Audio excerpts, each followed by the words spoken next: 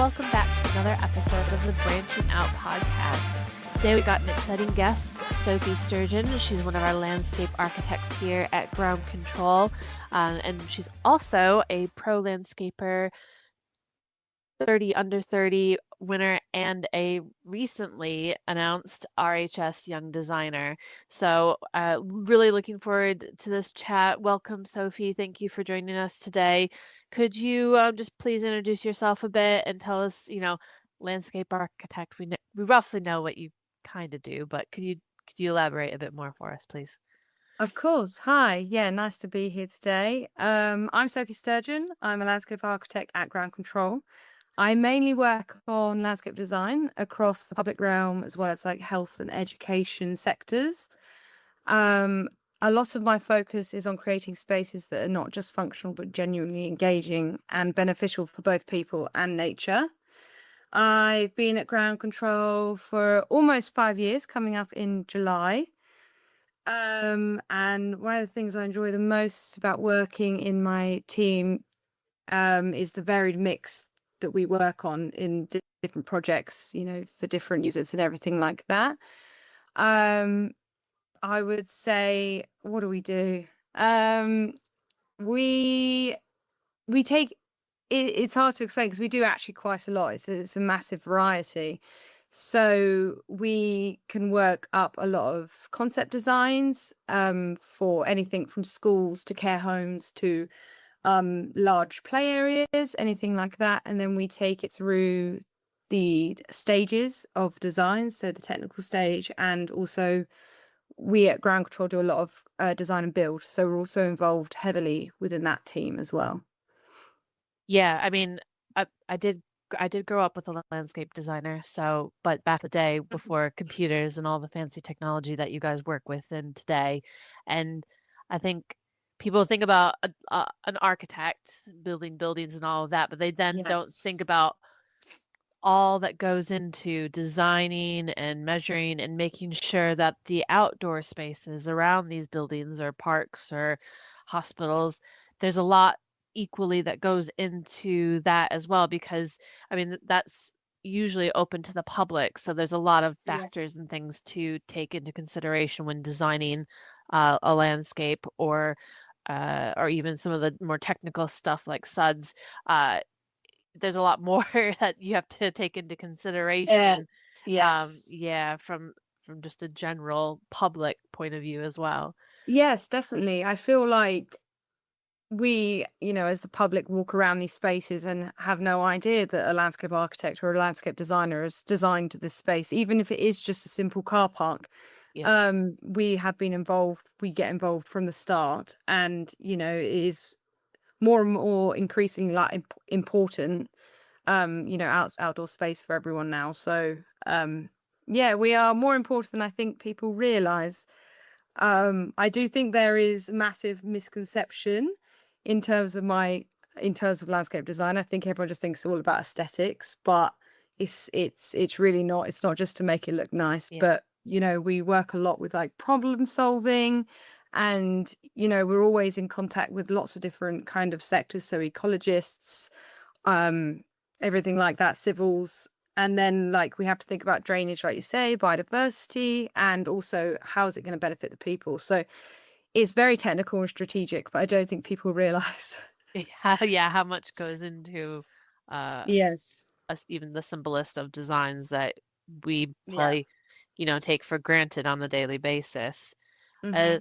I mean, there's that massive process that you go through from concept to the technical side of it to the actual build. Is there a part of the process that you favor, or is it all you like the whole seeing it done? So I am more down the creative concept side. I would say out the team, I've done a lot of the concepts for our projects that we've worked on, which is really exciting, and it's really nice that I'm trusted in that way to create these spaces in different areas. So that's probably my bread and butter in a way. So I really do enjoy doing that. And then I also do enjoy taking it through the stages. So seeing it actually happen and it, coming to life, and realizing there's a lot of hurdles to get through, and the challenges that you have to do. I mean, they're hard, but you actually kind of like it. If anything, it refines the design, it refines the space. So Yeah. yes, it's I'm a bit. I like a bit of everything, but I would say the whole concept stage is up my street massively. And is that where you, I guess from a client standpoint, is that where you sit down with the client and get an idea of what they're looking for? Or I mean, how does that how does that interaction with the client work for you? So for me, usually my manager or another team member come to me Yeah. with what they've discussed initially with the client. And then it will then come to me, and then I will then be involved with the client later on through the concept stage. Yeah. But yes, we get an idea of what the client would like. I get an idea of the scope of work that we have to carry out, and then it gets to me, and then I kind of take that, do like an initial kind of concept draft, and then we will issue it to the client, sometimes with multiple options depending on the project, to give them an idea of what we can create in this space. And then we have discussions, quite open discussions with the client. Sometimes we have a couple of revisions to make, but otherwise, it is a very comprehensive process in a way, Yeah. to keep the No, client involved throughout, so we make sure we meet them expectations. I think too for a client, it must be good to know that there is this team, like it's not just one person trying to manage this whole project going on. There's it sounds like a real team attitude and a team that are backing each other up to support and make Mhm. sure the project comes to fruition how the client wants it to. Yes, my team is very, very good at, meeting those client expectations, and we work very well all together. So we have within our team quite a lot of specialisms. So we would go to a certain person in the team that, or we can fall back on someone that knows a bit more about this, or, has an interest or a passion. So mine would probably obviously be concept. So I'm there to help out whenever needed and stuff like that. And if we're struggling, we're very collaborative. I'll just call someone up and be like, I've hit a design wall, help me please. Or if I need like some technical knowledge, a lot of my colleagues are very, very clever in terms of knowing all about knowledge. So yeah, no, we work very well as a team. Very, very lucky to be a part of the design team. That's and that's really good to hear the way you guys are you have that relationship that you've obviously developed over the last 4 or 5 years. And some people I know have been been with ground control longer than I have in that team. So Yes, yes, yeah, we so there's a lot of history there and yes. obviously trust and and being able to bounce things off of each other and then that collaboration, like you said, is really important to, I mean, your team's success, I would say. Um, Mhm. Again, congratulations on both your accolades, your recent accolades last year's Pro Landscapers 30 Under 30, and most recently the RHS Young Designer. Can you tell us a little bit about how did those, I mean, how does one become the 30 under 30? Like how did this how did these things come about? Like how have you managed like Oh, like yeah. I mean, it's been a bit of a whirlwind of a year. So I was on a sabbatical for 15 months, which ground control supported me with. And then I came straight back to work like I'd never left, and it was wonderful. yeah, So in my head, I was like, well, I've missed over a year. Now it's time to like really go for it in terms of like, progressing in my career, everything like that. So with the Pro Landscape 30 under 30, it's something I've wanted to apply for a little while. And as the title suggests, you have to be 30 or under. yep. And I'm running out of time. So I was just like, I think now I'm ready with the experience I have, and what I'm producing at work and everything like that. I think I'm ready to put myself forward, which I did. So then how it works then is they all look at the applications. They had apparently quite a lot this year, so makes me feel a little bit better. And yeah, I got it. And they were also very proud of the fact there was a lot more women with receiving that award this year, which was great to see when I attended it back in November. Um, yeah, so it was a really, really valuable process, just looking at, the work I've done and reflecting on how far I've come, because I've always struggled with confidence and self-doubt, like most people do in your role. But this kind of solidified, actually, I'm doing something right. So No, you yeah, definitely you're it felt doing it lots of felt things right. it felt pretty good. I was just like, oh look, and I got a lovely little award certificate trophy Yep. thing to put on my shelf. So that's always nice. That's great. I mean, yeah, I mean, I can remember going to the company that my mom worked for, and she was the only female on the team. And Mm. obviously, this was a long time ago. I'm not going to age myself on here, but it was a long time ago. So it's really encouraging to hear for anyone that is, young, starting out their career in this industry, whether they're female or male, or Yeah. however they would like to identify themselves, that, this is progressing, this industry that has been probably in the past a bit more dominated towards one gender over another.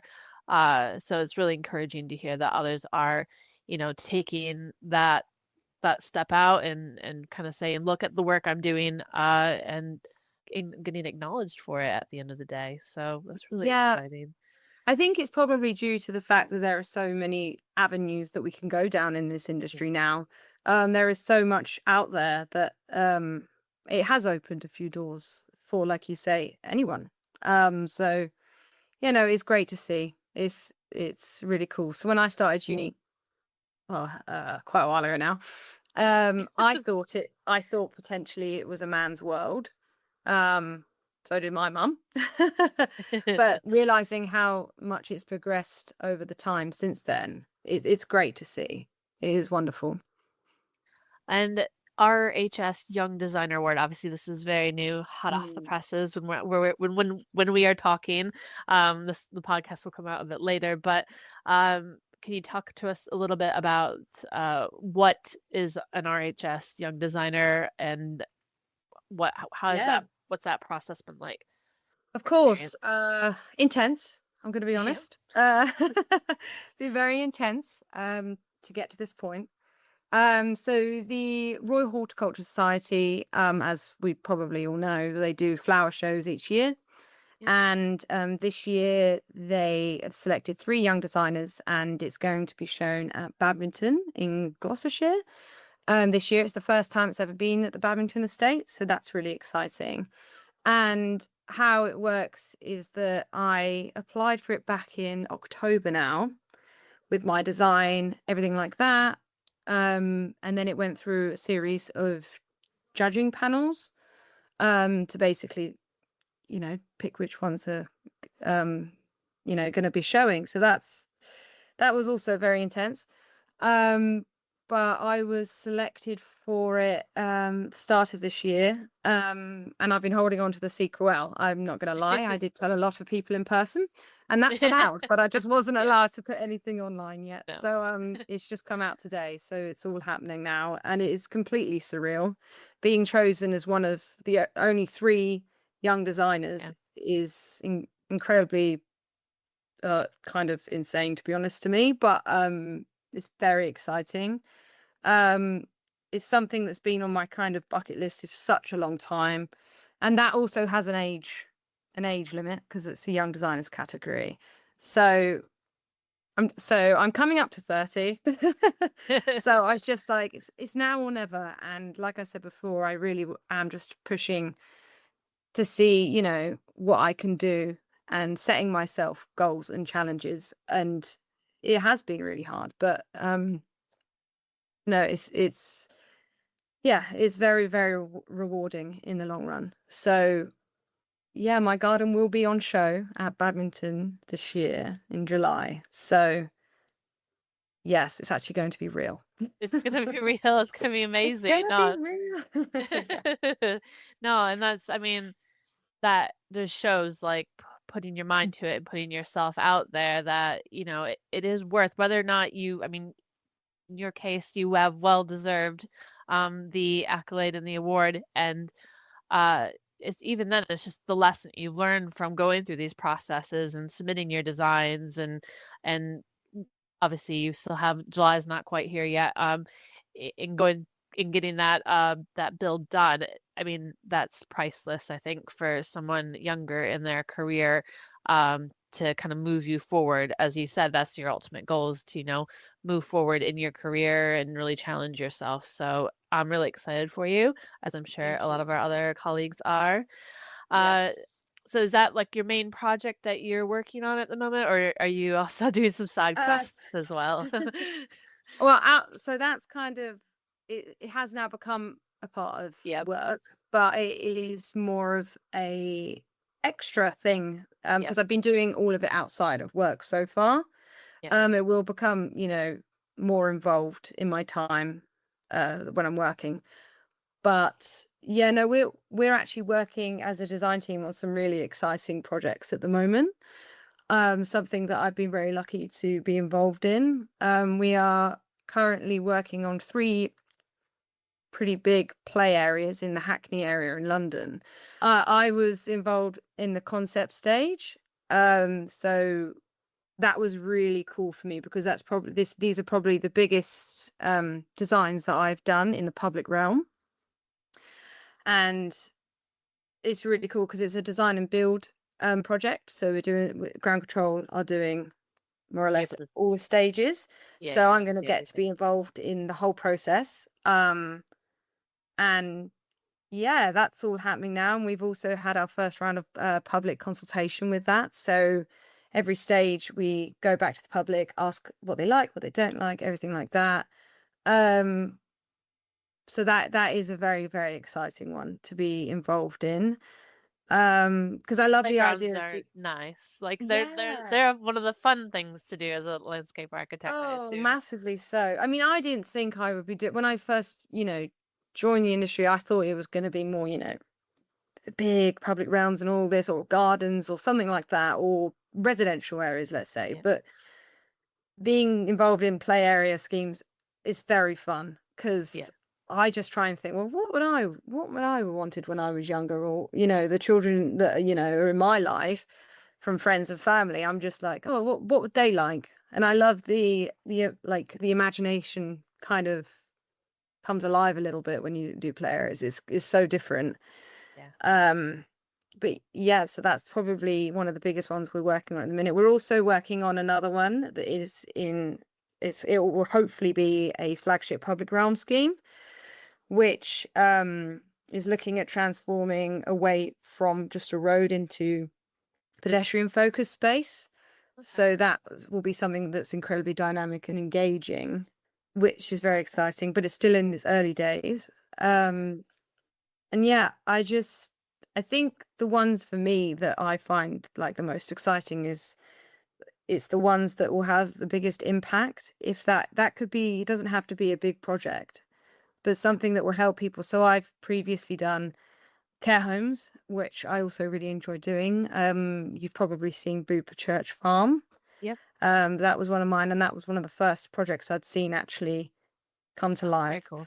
Yeah. And yeah, and I really enjoy knowing that it it's helping, Yeah. the patients or the residents in that, in that space. So that's massively rewarding, I think, Yeah. for me No, it anyway. is.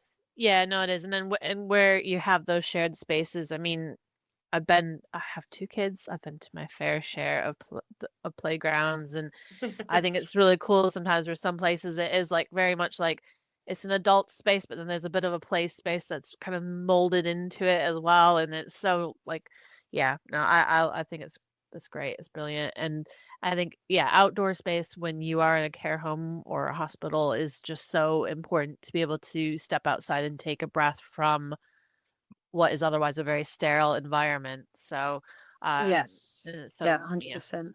It has my first degree that I did was actually on like healing spaces. So it has like a special place in my heart for yes, yeah. healing through nature. So it's very cool. I don't think some people don't realize how how much it helps just stepping outside sometimes in a bit of greenery. Yeah, So no. yeah. I think if anyone has ever spent any amount of time in a hospital or a care home, from personal experience, Definitely. it's nice to be able to, yeah, step outside of that sterile environment and take a breath, take a Hmm. moment. Uh, Definitely. so obviously we are the L&D podcast, so we do have to talk a little bit about personal development and learning. Um, you're still obviously, I mean, you're a bit further on in your career, like you say, you're getting towards your late 20s, though that is not old, I promise you. It's not. What have you been focusing on? I know you said you took your sabbatical as well. So what have you been focusing on for your personal development and training? Prior to going off and traveling, I got my master's degree in landscape architecture. So that was a big one. Yep. And I yeah, had to get it done, and that was a challenge. So once that was done, it obviously enables me to become a landscape architect at ground control, so I could drop my graduate Yep. um title. So that was great. Like I said, since coming back, I've just been really steamrolling Work. in terms of work. Yeah, I mean, I'm one of those people that learn from doing. So a lot of my development has come from just getting stuck into projects and learning as I go. I learn a lot from my team, um, asking lots of questions and everything like that. But yeah, in terms of other training, I haven't really done anything extra. It's just A like I master's said, degree giving is a giving myself lot. Yeah. more challenges that help me branch out and learn more as I go. And as I've been here for nearly 5 years, I do feel like now that I'm getting more responsibility, and I'm getting more exciting kind of projects and being involved in that. So I really am just learning as I work, Every day's a which is learning. constant. Every day it feels like there's something I didn't know. So Yeah. yeah. And I think that comes too with like you said, you have your team has that relationship and that collaboration that you can share ideas, share knowledge, and and develop each other whilst developing yourself, which is really great. If Mhm. someone is listening that is a bit younger in their career and they're thinking they've had maybe a niggle of an idea that they might like to look at landscape architecture, is there anything you would recommend to help them at least maybe have an explore or a look, or if they had that sort of interest? Um, I would say just probably just don't wait until you feel completely ready to try something new. Whether that's applying for something or taking on a new challenge, most of the time you figure things out as you go. And if you do get stuck, just ask people for help. People are more than willing to support you. Reach out to the right people and, you know, lean on people if you need help. But I would 100%, if you're thinking about, joining this industry or becoming a landscape architect, there's way more to it than you think, Yeah. and you will always find an avenue that you can go down. So just go for it. Literally. Brilliant. I would be remiss for the people that are listening um, and that are like, I wonder what this garden is going to be in July. Could we just end on a little bit more like, can you give us a little snippet and where we can check out your Yeah, of design course. and when? Yeah. So the garden itself is called A Space for Her. So this garden is designed for girls and young women who may feel pressure from the online world and society expectations. It offers a safe space to pause, reflect, and reconnect themselves, rediscovering confidence and self-worth through nature. When I say it's a space for her, yes, it is. It's designed from the lens of a girl or a woman. However, it's very much welcoming everyone. It's not only set for women. It explores the quiet journey of building confidence in a world where many girls and young women face pressure. Um, and it is also inspired by the ripple effect. So it shows how confidence can grow gradually and spread outwards through connection, reflection, and supportive spaces. Is there where I think there's some stuff going up on the RHS website about the garden and about you guys and when we can see the final. Yes. Yes, so I'm very lucky in the fact that Ground Control are sponsoring me for this. I did also receive the grant from the RHS, and they also helping me build it. So that's really exciting. So the show is between the 8th and the 12th of July this year. And it is on the Babington estate, which is, I think most people probably know it from the horse trials or Yep. the horse. Yeah. Yep. I mean, Yeah. And that's when it will be there.